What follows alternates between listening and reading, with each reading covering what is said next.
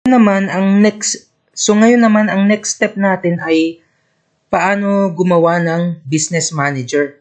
So bakit kailangan ng business manager? Importante yung business manager kasi yun yung gagamitin mo para makapag-send ka ng mga messages sa mga subscribers mo.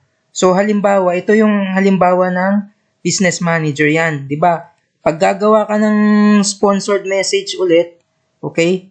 Yung account na yan, yung numbers na yan, okay, yan yung business manager account mo. So, kailangan gumawa ka ng business manager account para magamit mo yung sponsored messages mo. Okay? So, di ba nag-testing tayo ng sponsored messages dati? So, doon sa sa previous video natin. So, kita ninyo, oh, yan na yung binibigay sa atin. Nagsesend na siya ng messages. Diba? Tingnan nyo kung magkano lang yung na-spend. Diba? Sobrang mura lang yan. 0.19 cents. Centavos lang yan eh. Cents. So, sobrang mura lang yan. Siguro mga mga 10 pesos. Okay? Mga 10 pesos siguro to. So, kita niyo malalaman niyo kapag nagsesend na siya ng message kapag active na siya. So, yan na yung 79 na yan yung ilang beses na sinendan yung messages. Kunyari, kasi sa akin, meron akong mga 1,000 subscribers, di ba? Mga 1,000 subscribers meron ako eh. So, nakita ninyo? So, unti-unti na yan, dyan sa, sa paid messages na yan, di ba, unti-unti na yan, sesendan niya yung 1,000 subscribers na yan. Okay? So, pag nag-send na siya, makakatanggap ng messages yung mga subscribers mo. Okay? So, kailangan muna, meron kang business manager. So, paano gumawa ng business manager?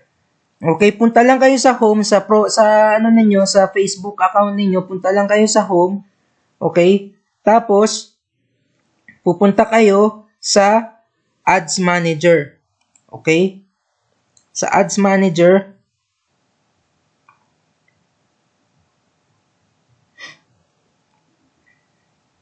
okay? Hintayin lang natin mag-load. Okay?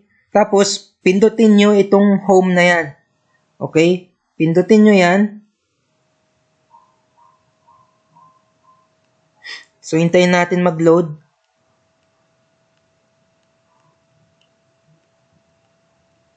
Okay. So, pipindutin nyo sunod yung More Tools.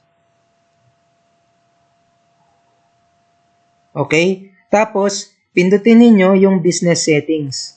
Yan. So, pupunta kayo sa Business Manager. Magke-create kayo ng account dyan. Okay? So, kahit anong pangalan muna ilagay ninyo dito. Okay? So,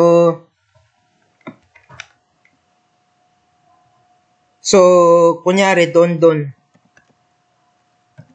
So, sabi dito, this should match the public name of your business since it will be visible across Facebook.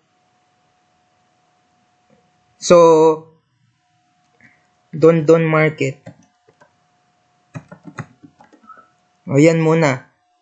Okay? Yan yung pangalan ito naman yung name na yan, yung name nyo yan. So, kailangan dapat yata halos pareho, your business and account name. So, dapat halos pareho yung pangalan. So, kunyari, Don Malaga yung pangalan ninyo. So, gawin nyo na lang Don Market, ganun.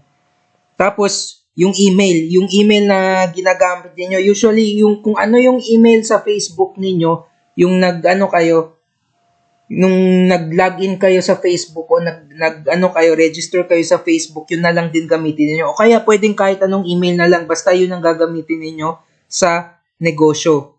So, kunyari, ang email ko is Malaga233 at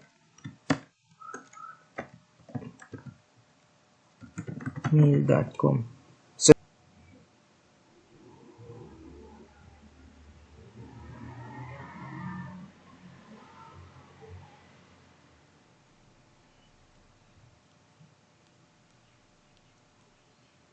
Okay, so ko-confirm natin ngayon yung email.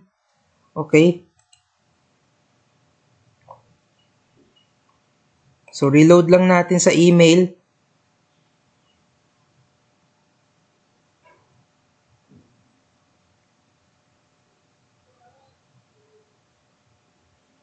Confirm your business email. Okay, confirm now. Continue.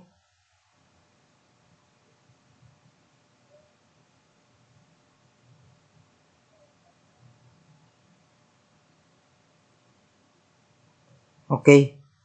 So, ang mahalaga ito na ngayon na gawa na no, na nagawa na yung business manager ninyo. Okay na siya.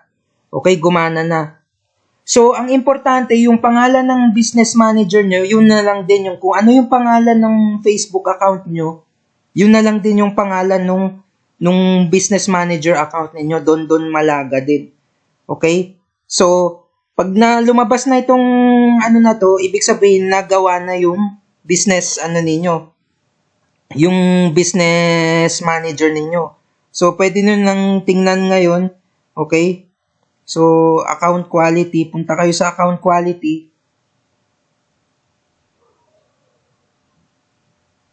Hintayin natin mag-load. Okay? So, yan na yung business account nyo, Don Malaga. Yun yung business ID ninyo, itong numbers na yan. Yan yung lilitaw na number kapag ka ginamit ninyo sa ManyChat.